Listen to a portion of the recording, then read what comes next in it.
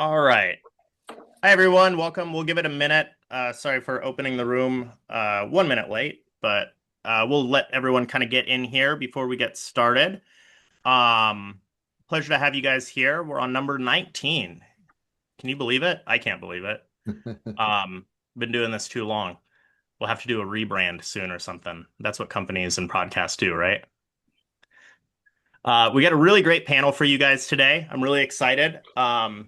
We managed to track down some people who have control over winter markets, given that, winter's like tomorrow. So that should be pretty awesome. Really excited for that. And I'm sure you guys are all really interested to hear what's been going on from some top revenue managers because if, you know, I felt like the fall's been pretty interesting this year, especially coming out of what has been a pretty difficult year. And it'll be a good opportunity for us to chat a little bit about what's going on and kind of what the expectations are for 2026. Um, so we'll start with some introductions here and then we'll get started. If you do have to leave early, this will be put up on the Wheelhouse YouTube so you can watch the recording. And, if you really like what you hear, really encourage you to share this with your friends and let them know that it is available to watch. We'll also be setting up our schedule for 2026. So if you're interested in being a speaker, please feel free to reach out to me. We'll also do some more formal calls to build a pool of people who are interested in speaking on our roundtable. So if you don't know me, my name is John DeRelay. I'm the head of revenue management education here at Wheelhouse. Um, and let's go around and do some introductions. So let us know who you are, what company you're with, a little bit about your portfolio, and if you want to add, just like one thought about like how things have been going this year, please feel free to. We'll start with a little maybe levity or depression. John, why don't you give us a start? Or John on. Sorry, there's three Johns on this call. Hey, my name is also John On, founder of TechTape. We provide revenue management service to short-term rental operators all around the world. Just been at this for a while, and John, you're right. It's been a very interesting year. Not necessarily a bad or slow year, but just lots of volatility. And I think this conversation today, looking forward to talk about different markets to show kind of how different markets are responding and reacting. John, you want to go? Sure thing. Thank you, John. My name is John Malone. I'm the director of revenue management with local vacation rentals. We manage about a little over 500 properties and a lot of predominantly ski markets, Breckenridge, Park City, Lake Tahoe. Moved into Telluride, Big Sky, Vail as well, and then we manage a couple down in Florida as well. So a lot of ski markets that I'll hopefully be able to give some information on today. Been an interesting year for sure. Shoulders were very slow.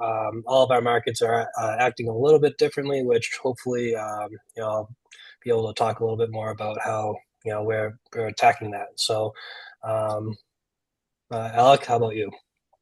Yeah, my name is Alec, CEO of Park Place Properties. I used to take care of the revenue management for the company until I passed it off to a gentleman named Ammon. But yeah, I still it's revenue management. You keep your fingers on it at all times. It's what drives us all, right? So we manage just over 450 properties in mainly Toronto and Toronto, Canada, and Miami. We're also in Orlando. We're in Scottsdale, um, Los Angeles, and Edmonton, Canada. Starting Tremblant, which is another ski market. Excited about that. But yeah, as just to echo John and John, it's been an interesting year. A lot of volatility. Some due to the changes on Airbnb to their service fees and whatnot, some due to just economic factors. But yeah, we can definitely sink our teeth into that once we get started. Michael? Hey everyone, I'm Michael. I'm currently with AvantStay. Been doing revenue management here for about a year. We have a good spread of markets across the country, but I focus on a particular handful, I guess, which are most notable for this call are going to be Park City. Obviously, like John said, it's winter pretty much tomorrow, so that's here now. But I'm also doing kind of beach markets too. So I have a good kind of like opposite thing, a good mix of sea and ski properties. We are growing, doing so steadily. And I think my theme of this year so far. It's been very interesting, a lot of volatility, but I think we're starting to see some stabilization. I think things are starting to level out. Pricing is changing. There's a lot of new sophistication with revenue management. But I think at the end of the day, the guest behavior isn't changing a whole lot. It's still the same guest booking. Um, I think fundamentals are becoming more important. Awesome. Well, pleasure to have you guys all on the panel. Today, we're going to start just if you haven't been to a revenue management roundtable, format's pretty simple. We're going to talk a little bit about what's been going on in the last month, maybe up to the quarter, what the revenue managers are seeing or doing now and how they're reacting, and then a little bit about what we're expecting for the future. So we'll start out with kind of the past. I heard a few things come up that I thought, we can kind of just set the stage with. One of them was volatility. That's been something that's come up in almost every roundtable this year. It's a really volatile year. Also heard from John Malone, weak shoulders, and that actually is something that I think is really interesting. I was talking to a good friend of mine who runs an organization called Black Swan and Lyric, and he basically said that his view was that the last kind of like afterglow of COVID demand was strong shoulders and also a little bit weekdays. He's in an urban market, and that we're really now seeing that start to dissipate. And when I look back at September, I thought September was kind of like a disaster around the country. That was like a really tough month. Although October, this is that volatility, not necessarily the same situation. So curious what you guys are seeing. If you have some interesting examples of kind of things you've seen in your portfolio and how you approach those. And why don't we start? Why don't we start with you, John Malone, and we'll go from there. Yeah, sure. So I think that the summers, again, it's all market dependent, but I was on this a year ago talking about how we were approaching winter season, and the first thing that I always called out was the shoulders are still dipping. And I saw that again this year. The lows of the lows are getting lower, and I think people are just, whether they're being money conscious and saving their money for, higher demand dates, those low shoulders are just not getting what we might have seen over the past 3 years. So it's really truly turning back into those low shoulder times where it's Breckenridge is bearing under 5%, 10% occupancy for that last week of October, first week of November. Also a little bit of like leaf peeping demand in there too, like a little earlier in the month that didn't really roll over. But those low shoulder dates, and then even the shoulders of our peak seasons, early December's. I mean, we have something that I think we'll all talk about on this call is how bad the snow is right now. We're only in November, a lot can change, but we got historically low snowfall in Colorado right now. So with a La Nina coming up, it's definitely going to be something that we might want to look at a little bit more into the future. But even before that, if we had good snow, those shoulders of our peak seasons, the early Decembers, the late Marches, the early Aprils, just not seeing the same demand that we might have seen over the past 3 years. And I think when we look into the winter, I'm seeing a lot of that demand get focused into our New Year's holidays, our President's holidays, and those high demand weeks are really backing up our winter right now, even with that low snow. So don't want to get too much into winter. I'll pass it off, but I just see those low shoulders being super competitive, and homeowners might not be happy with that, because for us to try to get any of that demand, we really got to be aggressive with our rates, and that will pay dividends into the future. Another thing I like to talk on this call is about momentum, and we really can't leaving our homes empty for months at a time. So with that, I'll pass it off. Let someone else get some words in. And I just Awesome. mentioned Thank you, John. something about the overall shoulder that I think is kind of a habit that our industry has gotten into, which is essentially the past 2, 3 years, 4 years. Um, the demand was just there, right? So people just held on to high rates, high rates, high rates, and then they could drop it a little and fill in the shoulders last minute. I think the industry's still kind of the volatility this year. Basically, everyone's been trying to play that same playbook. And what we've seen is actually in some of our markets, seeing the year over year pacing, occupancy pacing, getting out ahead in the shoulder months, obviously communicating with the owners and the managers. And while they weren't happy when we were making that decisions at the time, after the fact, when we look at the the data and what the market did, they come back and like, oh, that made a lot of sense, right? So I think the industry is actually recalibrating and starting to understand that when you get what bookings and how you capture those bookings is much more important than when, it was kind of a free for all because the demand was just like outstripping, supply at every stage of the way, right? So I mean, I could talk about specific markets, but we're seeing some like Killington, ski market moving ahead. We're seeing weekdays pacing ahead this year than last year, right? And it's like, what's going on? So those are the times where we have some clients in Killington right now where we're pushing rates up further out. And they're like, we've never gotten those kind of rates. And like, we're a little confident that, yes, I think we still have time to get those rates now. But I think being more in tune with when you're capturing what bookings is going to become a more important skill set than it has been the past 2, 3 years. I'll Yeah. pass it on It's now. an interesting conversation to kind of try and drive like what you're driving. I've been having a conversation with one of the partners we work with who has multi-unit properties, and they're sending they're talking to me and they're like, "Hey, are these rates too low on these reservations that are coming in next year?" And we're kind of having that conversation. It's like, well, they're really like Sunday to Thursday stuff, and they are low, but you know, our occupancy wasn't that good last year.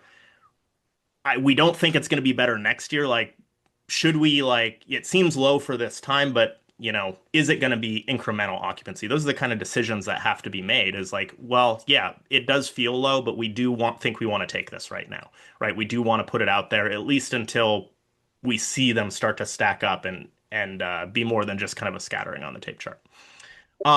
Michael, do you want to tell us a little bit about what you've been seeing in some of your properties? And please feel free to tell us about both kind of what you saw in your beach environments and also what you're seeing in your ski. Of course. Got a couple points, I guess.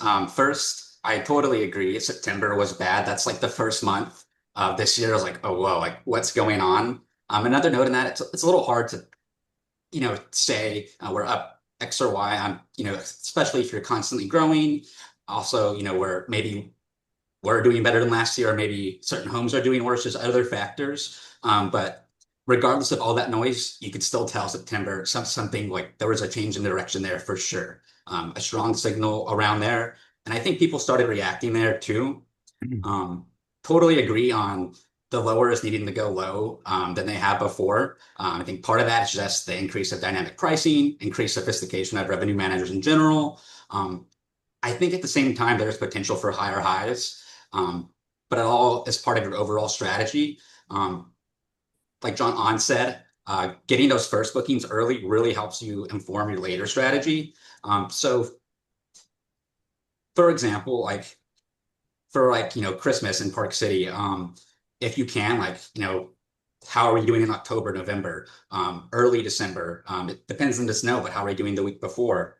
Don't overprice Christmas, or don't overprice all of December just because you don't want to underprice Christmas.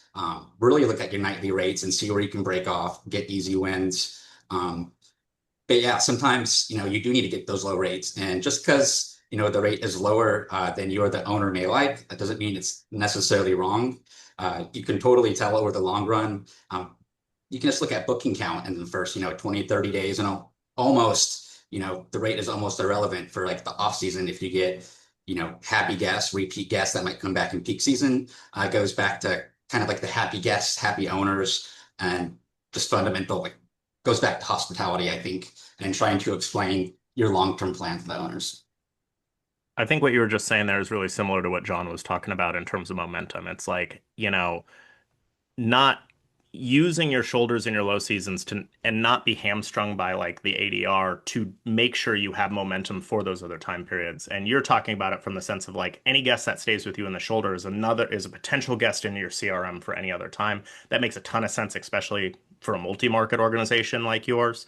I think that makes a ton of sense. The other thing I think I heard you say was like really taking it week to week. And that makes me think of like, September was bad, but then October has been kind of mixed. I don't know if that's because like revenue managers responded to September, which makes October better. I felt like last year the fall was like that. Summer wasn't good, so fall was good because people didn't overprice.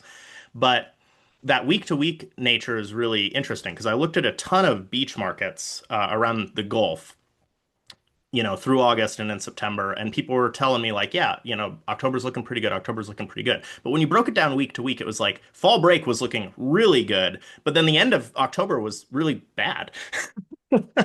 Like not Well, necessarily in terms of pacing, but in terms of gross. And so I saw a lot of property managers not really responding to that end of October because they were kind of their performance was being hidden by how good that was. I'm just curious, if anyone has any thoughts on that or wants to comment. I'd like to add like a little bit more. It's not just week to week, but also like, 100 plus or whatever number of micro seasons. Looking at probable bookings, I think Christmas is a good example. Instead of looking for that perfect Christmas booking, assuming, your rates are within a reasonable range, which they should be, if you're doing a good job, a good indicator of success is likely going to be how many bookings that you get. Now, I'm willing to bet usually the homes with more bookings are going to be doing better. Even if Christmas may have booked 80% or 20% lower, you very well could have a, overall higher revenue for December just based off visibility and OTAs, our repeat guests, momentum. Yeah. I'm going to turn to Alec here, but I do want to put a pin in something for John on. John, I know you work with a lot of like really high-end properties, so I'm curious how your thoughts would differ, or maybe John, for your high-end properties compared to like operating at scale. Because the way I think me and Mike are talking is about how you like use scale to kind of like generate total company top line, but you know, being 20% under on your ADR on a high-end home is a different story. But Alec, why don't you tell us a little bit about what you've been seeing in your portfolio, and what's been going on, what your thoughts are. Yeah, for sure. Obviously, as everyone's kind of mentioned, September was a brutal month across the board. In the US, of course, Canada, very different seasonality. Typically, we see Canada kind of slowing down around September, October, November-ish. Although this year, special circumstances, we had a Blue Jays run of any Blue Jays runs ever. We had the World Series, which spiked revenues like crazy. But yeah, in the US specifically, it's been different. I mean, every year has its different ebbs and flows, right? And we're seeing that again right now. Um, September was slow. October, like everyone's kind of been mentioning, it's nobody really knows if it's great or not great, just because you have a couple spikes here, it goes down near the end of the month. But the overall kind of picture that we're looking at is, yeah, the market is getting the markets that we're in, especially the beachfront markets, are getting better. And going into the winter season, obviously, a strong season there, but it's still about 10-15% lower than what we've seen in the past. But again, nothing to get discouraged over, because as long as you can keep that client happy, keep some occupancy high for them, and keep them for next year, you don't know how next year is going to perform, right? The same time next December, next October, next November. Every year is extremely different, and it's just keeping an eye on it and making sure that you're not leaving money on the table. But yeah, to kind of echo what everybody's been saying, our US markets are all looking quite similar. Yeah. Did you have a lot of urban properties too, right, Alec? Correct. Yep. How have the weekday situations been in those properties, and how are you, like, what are some things you're doing to just drive your occupancy high? I've noticed a lot of urban stuff is really struggling on the weekdays compared to how it's been the last few years. It almost reminds me of being back in like 2018, 19. And I'm just curious, like, what you've been doing and how you kind of approach that to keep your occupancies high in those locations. Yeah, so the weekdays, I mean, I'm happy you brought that up. The weekdays have always been kind of a topic of discussion that myself and Ammon, our revenue manager, have.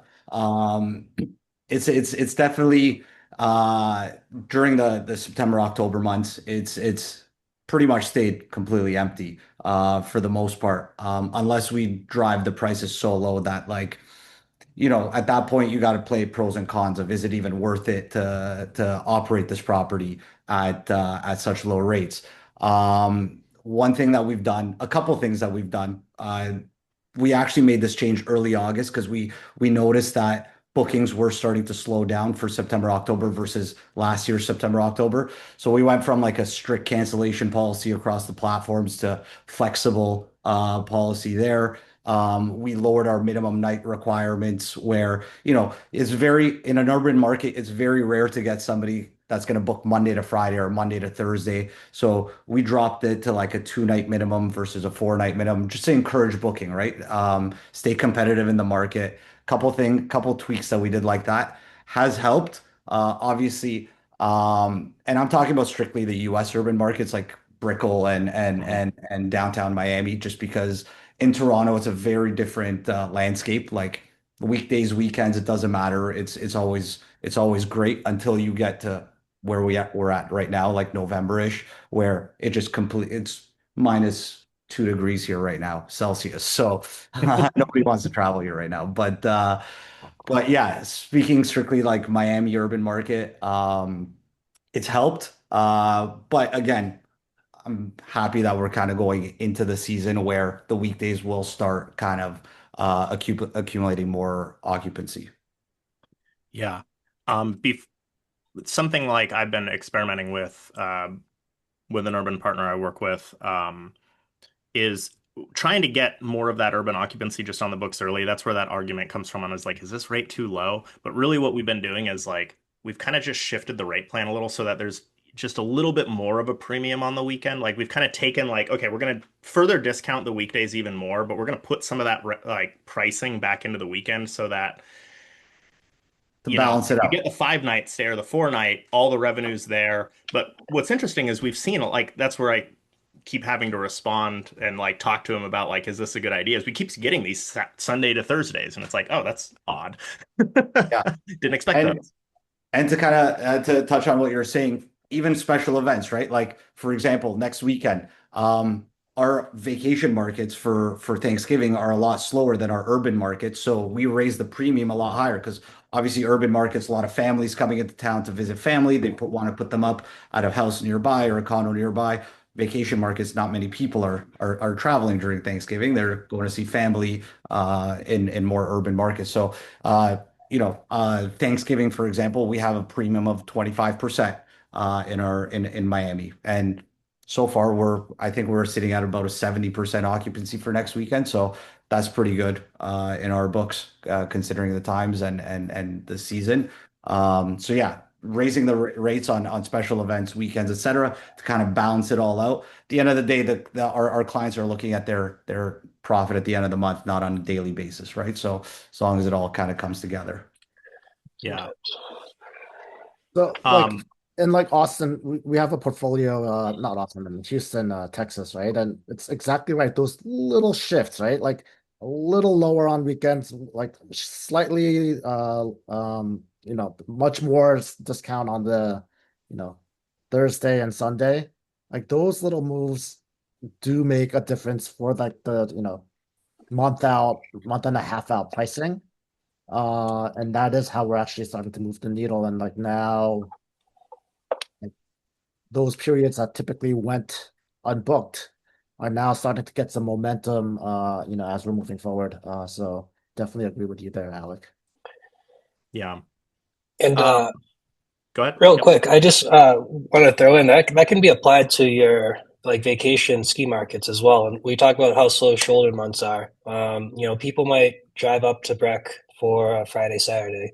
People aren't going to be doing that Sunday, Monday, Tuesday, Wednesday. Well, drop your rates out earlier, drop your midnights out earlier, try to get any of that demand and don't care about what that ADR is. Like if you can get that booked, that's something that's going to go unbooked probably 95% of the time anyway. So that strategy of looking at individual days of week during individual seasons, during individual months, during individual weeks is really going to help you out. Just get that momentum, get a review. We I like to laugh that value on Airbnb is always tanked for us, so there's a chance to build up that value rating potentially.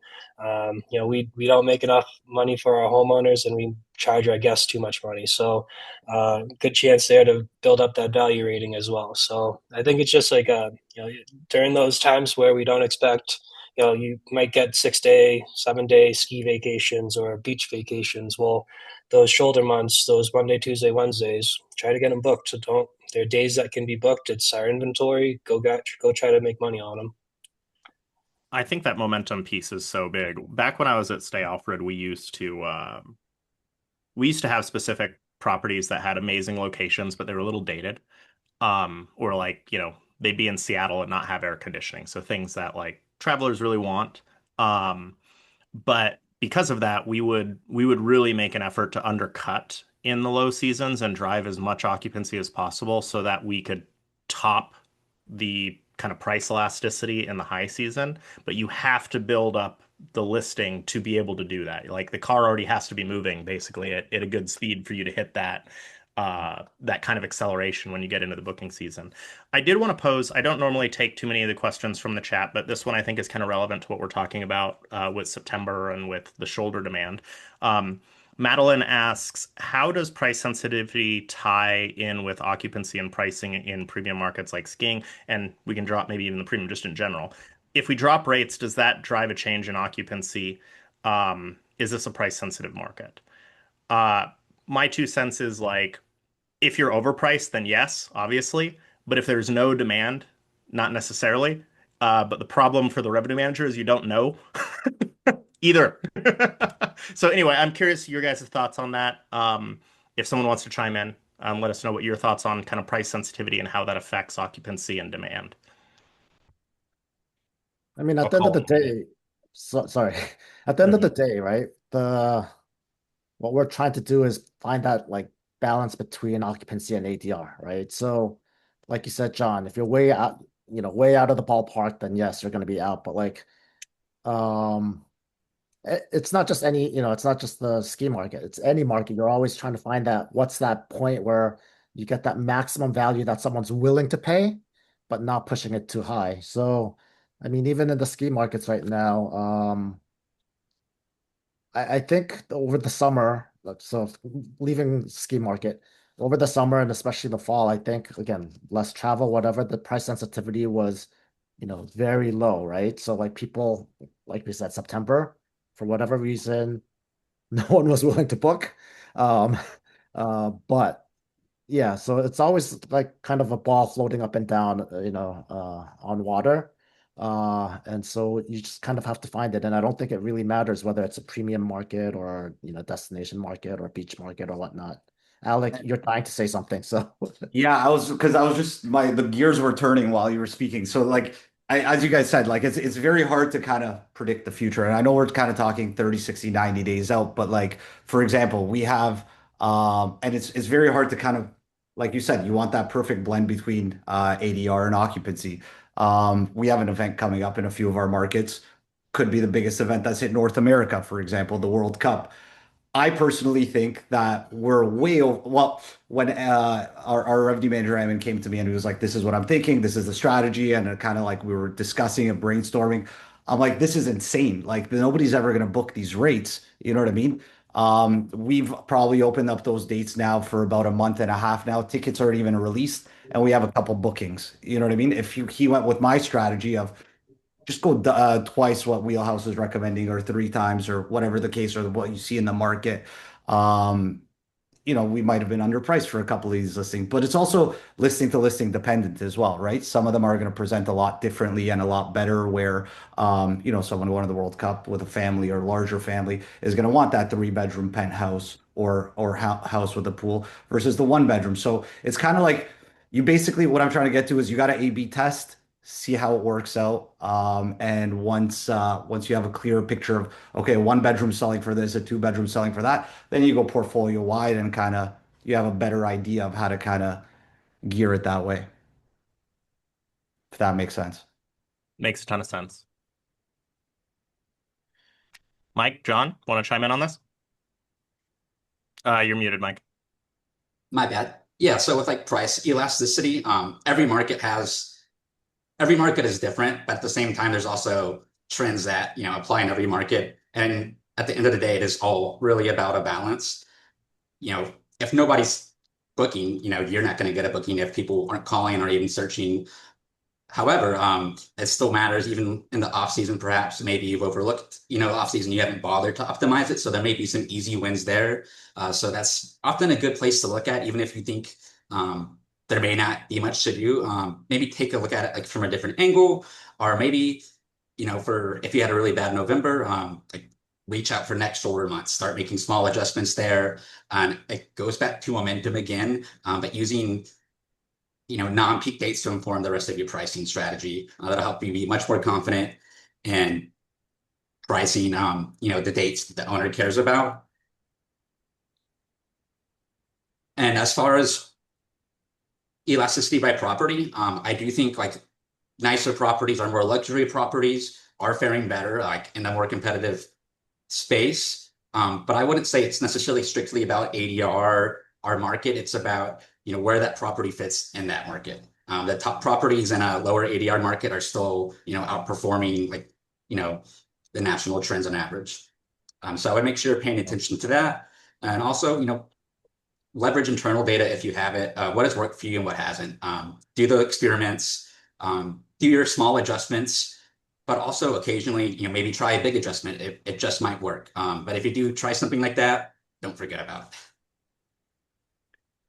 Yeah, I definitely feel like it's like we all know price elasticity exists, but that's the problem for the revenue managers. You don't really know the details of it. So you just have to iterate. And that's why we talk about things like pace is a way for us to kind of get an impression. It's like, I don't know the price elasticity, but if I'm not pacing well, that's an indicator I should maybe try different prices. The other side is like market data. Am I in line with the market? How's the market doing? And something I think a lot of revenue managers maybe do implicitly, but people need to do more of, especially if you're not a revenue manager, is also ask if the market itself is optimized to the consumer. That's a big one. That's where I think the price elasticity potential is the biggest, is when the actual market is just not priced correctly for the consumer. And so you're like, I'm in line with the market, but if the market's wrong, you have a lot of space to actually beat the market. And you can sometimes make really small changes and see the reaction from the market there. And that's something I've seen a lot this year when I look at market data is, I don't think this is as true for professionals. Professionals tend to be much more in tune with their revenue management, but the market is still made up by a lot of non-professionals and a lot of hosts.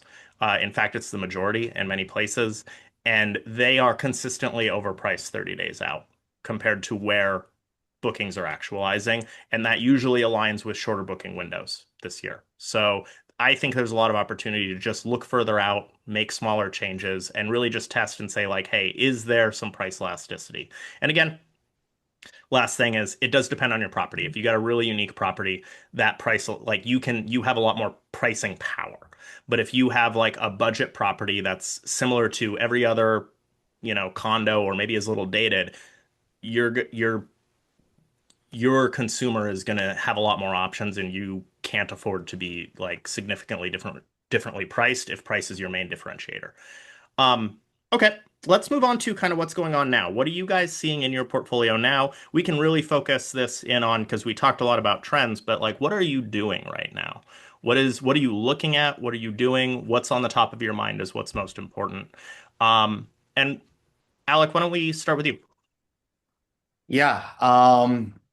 Again, we're just trying to get our main focus right now is with a slightly slower market that we're seeing versus years past. We're just focusing on occupancy, right? So checking the calendars daily, make sure that we're um not giving more benefits, but like allowing for an easier booking. Like I mentioned earlier, flexibility on cancellation, lower nightly minimums, just anything that we can to drive occupancy. Because as we've been talking, the more we can drive occupancy, the higher the overall picture is going to be for our clients.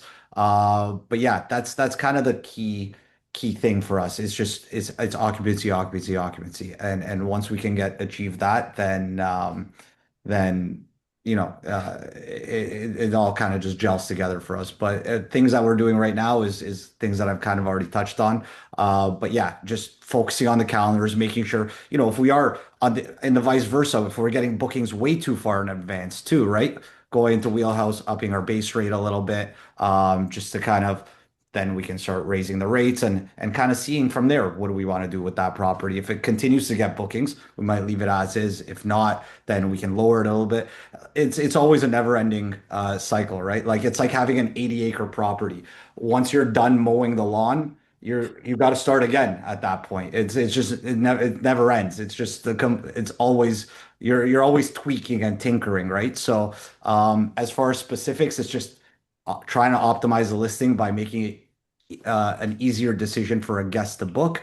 But on the other end, it's just always tweaking the wheelhouse listing and trying to get it, perfect. Yeah. Outside of pricing, are you doing anything on the distribution and like listing side? Anything interesting there? I mean, we're trying to get on as many OTAs as we possibly can. Obviously, more eyeballs means more bookings. But again, we're like on the major ones already, and we rarely see. We've added another two this year, but we rarely see any bookings coming from anything outside of the top five, six major platforms. But again, yeah, it's kind of just tweaking the listings, trying to convince our clients to add more amenities. That's a huge one. Trying to kind of, something as small as on Airbnb, like children's plates and forks and knives, which cost you $8, $10 from Amazon.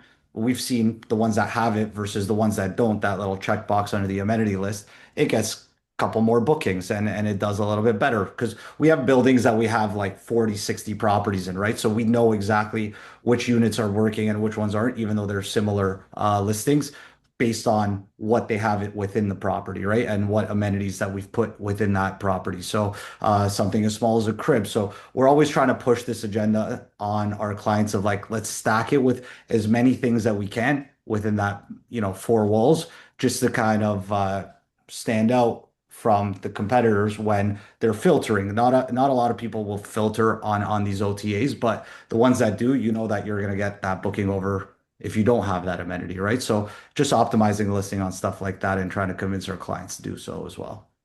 Yeah, that I was just staying in an Airbnb in Brussels, and what made me realize is an air fryer is a great thing for an Airbnb. It makes like leftovers doable. Yeah. So to be honest, like I'll tell you a funny story. We own a couple properties ourselves, and my partner's always been in one of ours. It's like a lakefront cottage. It's like 6 bedrooms, and he wanted to put a rice maker in it and an ice maker. And I'm like, what do we need a rice maker for? Nobody's gonna make a rice here. Everyone's barbecuing. I swear to Hey, God, hey, it's probably one of hey. the because you're on the lake, you know what I mean? You have the barbecue right there. You're throwing a steak on, and it's one of the most used amenities that we have there. So Crazy. anything you can throw in there, just throw in there, and obviously to an extent, but the more you have, the better you're going to perform. That's one of the key things that we've noticed with our own personal properties as well. That I makes a want to ton of sense. I want to kind of get, and yeah, I was just kidding about the rice cooker, but I had to. Um, one way that I want to kind of explain what we're doing is I've always been, the guy that says, don't look at historicals too much because what happened in the past is what happened in the past, and like the market is different. I think 2025 up till now really showed us that like the worst performing properties in our portfolio have been the owners are like, well, last year we did this, so, and that was kind of the rationale of how they wanted us to operate their revenue. So top of mind for me right now, really, I would say market by market, property by property. We're really looking at occupancy pacing ahead. And if even for a micro region for a specific property, if that small region is pacing ahead, then we're testing the elasticity as we're talking about a lot more aggressively. And then if we're seeing it kind of even equivalent or behind last year, even equivalent, then we're kind of tone it down because of the volatility. That's kind of the way that we're testing.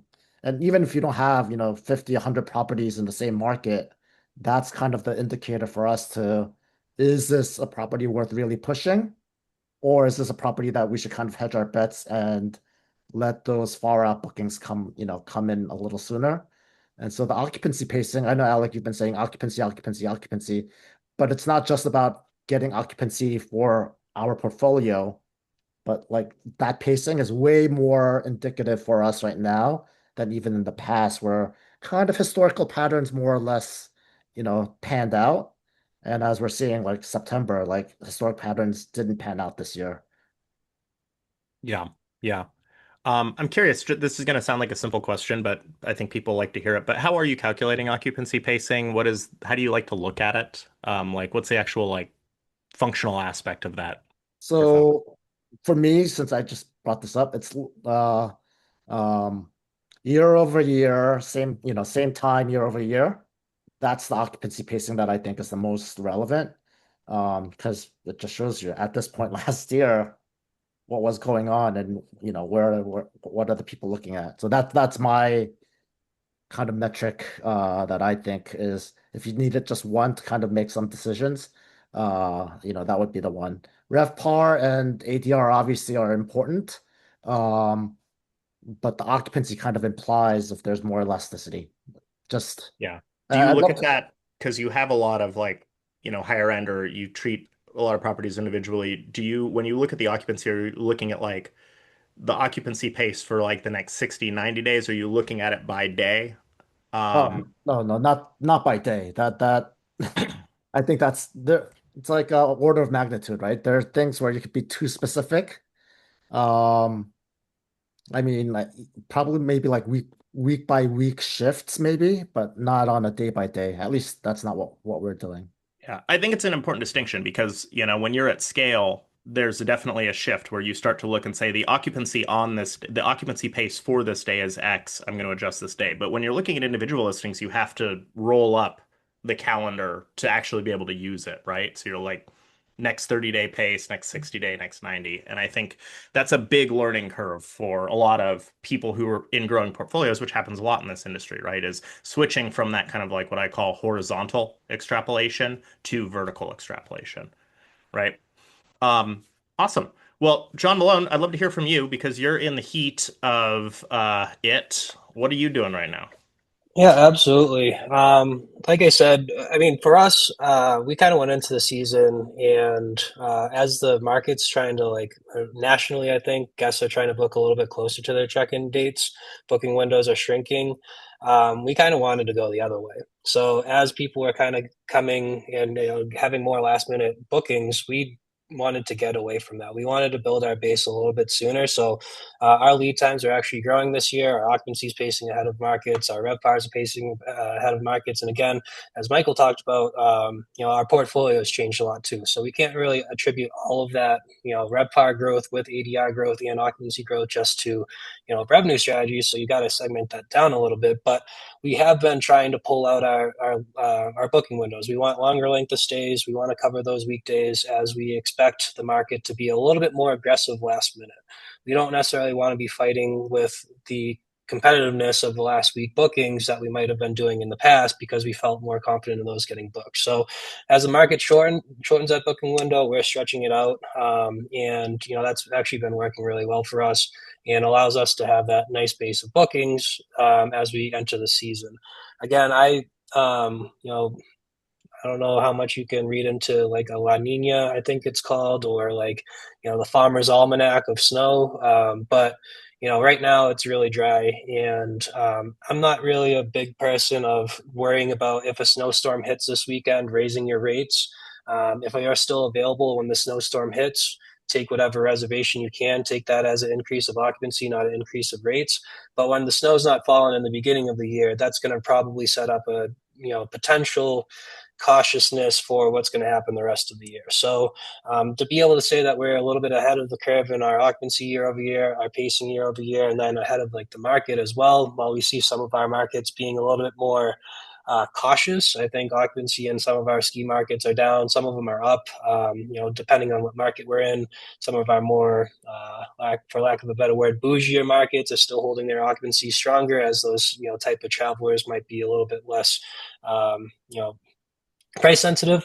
So, seeing where those markets are that we are like the markets down in occupancy. We're trying to, again, just be a little bit more conservative where we can get those bookings a little further out, take those reservations earlier, take the revenue earlier, and kind of feeding into that. Our focus right now, we just kind of did an entire ski season audit, wiped our hands clean of January, February, March, and that allows us to figure out exactly where we want to be for the next 50 days or 40 days to get through the holiday season. You can't miss on that for our ski markets. That's Christmas, that's New Year's. So from now through the end of the year, we're just going to be focusing on being as close to 100% occupied for those 2 weeks, and really driving that end of year revenue that can set us up for the next year.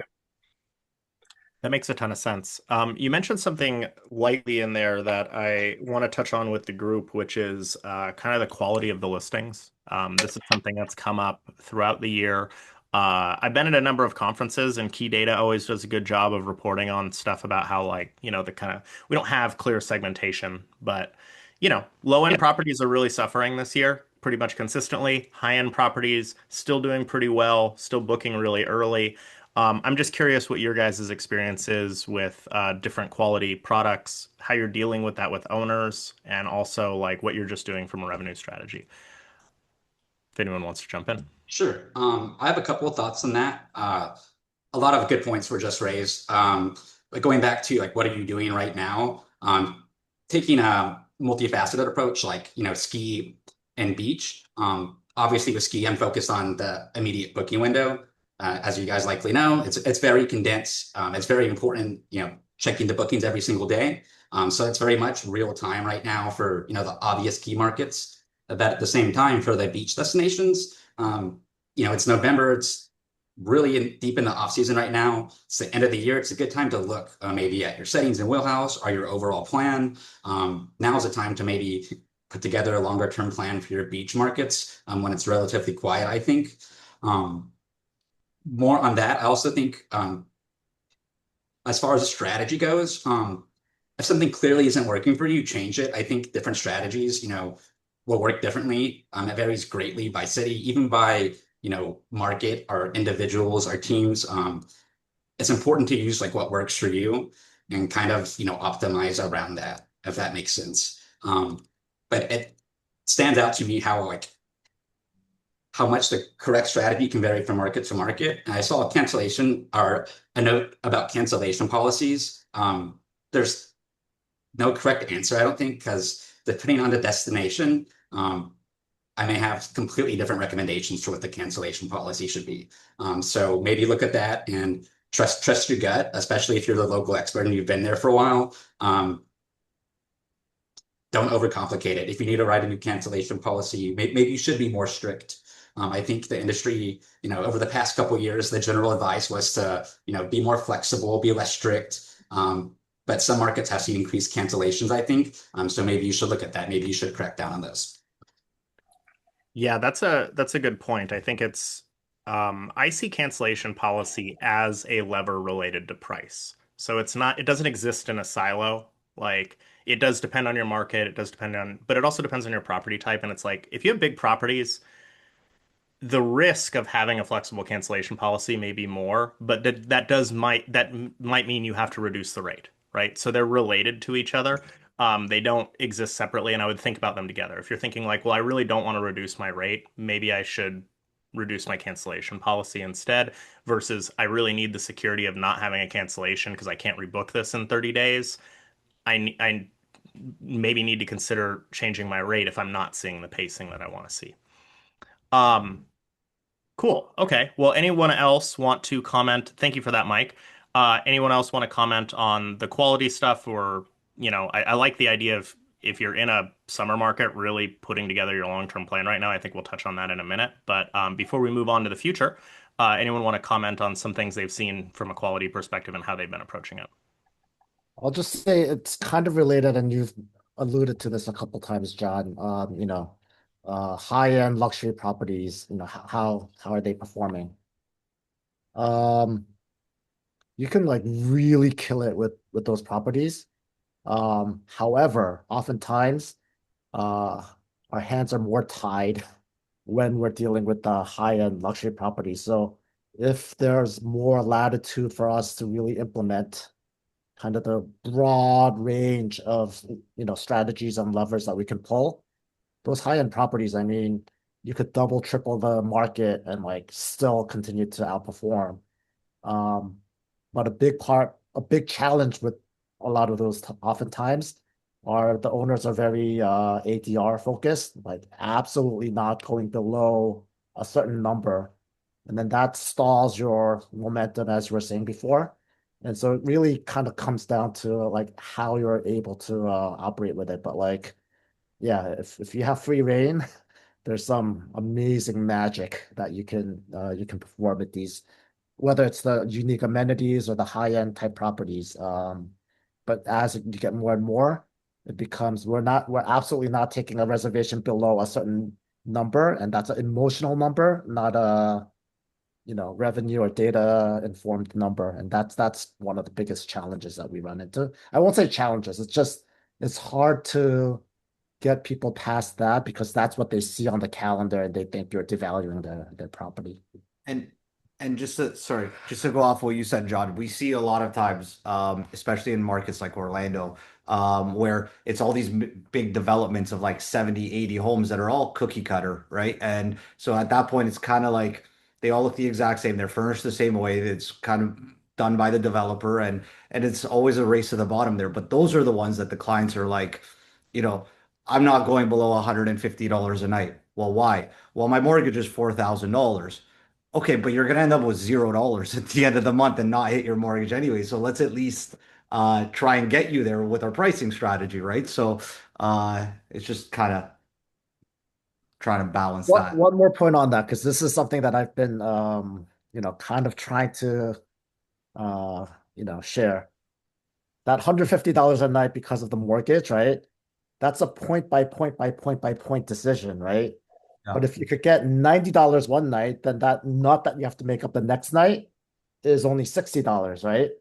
And if you're not, again, I'm not saying a race to the bottom, but like you can't just calculate 4,000, 4,000 is my nut and divide it by 30. So this is my absolute minimum because that's like saying like when you're driving, you have to absolutely always go 55 miles an hour and not any above or below, right? And that doesn't make sense. So that's something that I try to educate my owners and property managers with because they're so focused on that one number. And it's like, no, you're missing the boat if you think about day by day pricing.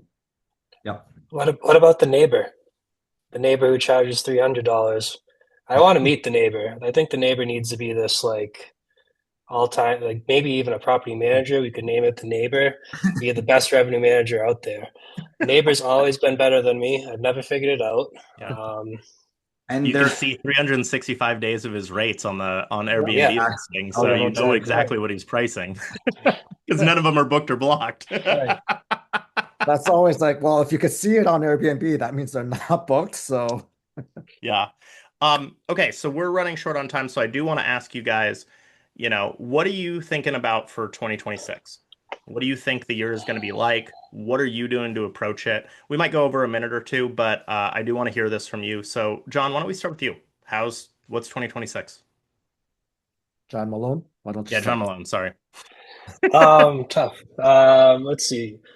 Uh, Again, I always talk about the shoulders. I feel like hopefully that will stabilize a little bit. So I think the shoulders are important. I don't think we make the most money there, but we leave a lot on the table there as well. So attack the shoulders is going to be important. Going into the summer, like we're going to be mostly in our, actually ski season. Again, I'm seeing that occupancy be. I'm just cautious on the occupancy. So we'll see how that kind of changes things and how what we'll be talking about in April when we look back at the winter season. But just in general for 2026, I have optimism for it. We could have another, pandemic happen and that could ruin everything. But in general, I just feel like we're getting getting some stabilization, and there could be outside effects like bad snow that change that we can't really control. But overall, I think we're finally getting to a point where we can have at least some consistency. That's what we're looking for is consistency, and be able to price based off that consistency. Awesome. Do you think better, same, worse? I'm usually a pessimist, so I'll go same. Um, That's not too pessimistic. I know. I have good feelings about it, but I want to minimize the expectations, I guess. Awesome. Mike, you want to let us know what you're thinking for 2026? Of course, I have mixed feelings. I'm aiming for stabilization, though. I hope that's what we see. I think pricing has been more volatile than like supply and demand. So I think, that should hopefully start leveling out. I don't expect like any seismic shifts, barring like world events or anything. I think hopefully it's going to be stable. Um, Starting to look, maybe at 2027 already, depending on the market. Maybe shifting strategies a bit, looking more at the full calendar year, looking at, maybe what you missed, kind of, year review too, what worked with it. Makes sense. Better, same, worse. I'll call it same, like Same. slightly up, plus 1%. Plus 1%. Yeah, Yeah, mainly through clever revenue management, not necessarily because of demand. definitely. Um, John, if you want to give us a little bit about what you think 2026 is? Yeah. Um, I'm going to go a little counter to what John and Mike said. I think volatility is the new stability. I think there's going to continue to be more volatility. Um, I think the world, again, looking kind of US wide, the World Cup is going to create a lot of volatility. And so that as well, and that could be potentially, on the up end, although a lot of our managers and owners are asking to like put the prices up, up way higher than, anywhere that should be reasonable. Um, so I know you're going to ask me up, up, down, or middle. I actually think our industry is kind of stabilizing and professionalizing, and so the folks that are on this call and are able to make the adjustments and accept the volatility, I think are actually going to do a lot better. But I think overall, as a market, if we look at the market data as an average, like you were talking about, John, I think next year it'll be either stable or slightly down because a lot of folks are going to still continue to operate in hopes of 2023. So that's how I look at the crystal ball. And again, looking at the year-over-year occupancy pacing, if I look, 9, 12 months out, tiny signals, but I think those signals are still there that, you know, there are areas where there will be better performance than there were this year.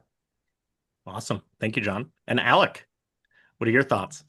Yeah, I mean, depending on market, again, Canada, US, very different. I think Canada is gonna have like our Toronto market specifically, our GTA market is gonna um be definitely a lot higher than last year and the year before because we've just been seeing that same trend. And obviously, with certain events coming up and coming back to Toronto, like TIFF, the film festival here was never actually a major thing. This last year it blew up, so we want to see that continue to grow. So the different events growing, I can definitely see uh, Ontario, Toronto, GTA being a lot higher than years past, but touching on the US, yeah, I think it's as these guys mentioned. You need to kind of have a proper your properties need to stand out these days, right? You can't just put the budget property up and expect it to perform like the gold rush days, right? Post COVID. And you just need to put effort and time. I mean, when we get clients asking me for my advice of like, what do you think of this? What do you think of that? I just say, put yourself in the guest's shoes. Would you stay at this property? Would you bring your family to this property, right? And if the answer is yes, then you're going to do well. Put some effort, put some love, put some passion into it, and it'll perform very well. So for those type of clients, yes, I think the market will get better and better across 2026, especially with certain events coming up. But like you said, with the ones that are just throwing IKEA in there and they don't care and they just own this property and they want to make sure that it gets some sort of rental amount and whatever the case, I do see a slight decrease in that uh, overall aspect. I totally agree with that. I think things are going to be a little worse next year, mainly driven by low quality product and non-luxury consumer. Just Yeah. Low season, the shoulder is going to be a little worse. High season is probably going to be pretty stable. I think we're a year or two away from stabilization on the supply front, but this is really going to drive it. And even though I think things are going to be worse overall, I think professionals are actually in a position to take a lot more market share from those lower performing properties. And so as a professional, you're in a good position. Like this, what is the quote from Warren Buffett? Be greedy when people are fearful and fearful when people are greedy. And I think that's the advice that professionals should take to the bank next year. It's not going to be an easy year, but you have an opportunity to really shine. Mhm. Awesome, guys. Well, really appreciate your time. This was a great conversation. I hope everyone enjoyed it. If you want to watch it again or share it with anyone, we will have it up on YouTube by the end of the week. And then look out for some communication from Wheelhouse as we set up our schedule for the roundtables in 2026. And we might set up a special one. I really want to talk about the World Cup with property managers who have properties there. So I may set up a special like pre-Christmas World Cup special. So awesome. Appreciate your time. Thank you to all the panelists and hope you have a great Thanksgiving. Thanks, Thanks, guys. John. Thanks, everyone. Bye, everyone. Bye, guys. Great day.